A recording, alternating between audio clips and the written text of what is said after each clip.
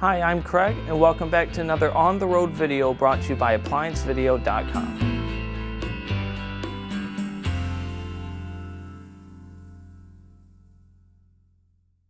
Today, we are working on a Samsung top-load washing machine. We will show you how to remove and replace your wash clutch. To begin, we must first access the bottom of the unit. Stop. Before beginning any repair, always be sure to disconnect the power to the appliance. It is also recommended to test the outlet for the proper voltage. Remember to also turn off the water. The tool you will need to complete this repair is a number 2 Phillips screwdriver. When diagnosing a bad clutch, the first thing you want to look for is your wire here.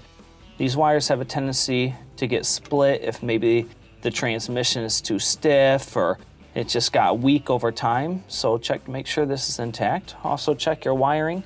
If it goes off balance, ends up pulling on the wiring, sometimes this can get snagged. Now, the main reasons why you'd be replacing a clutch mechanism is if maybe it won't go into spin. Maybe it won't go into agitate. You could be making some noises when it's switching over between the two. To remove, first, you want to remove your Molex by pinching and pulling out.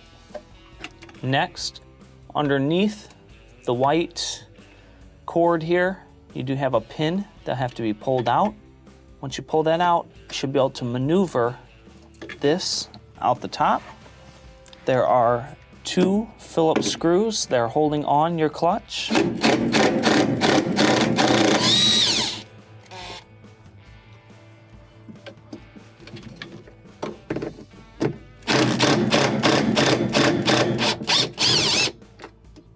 Remove these screws and set it aside.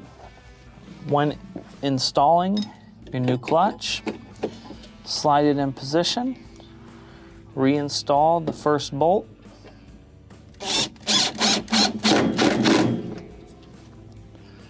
next reinstall the secondary bolt,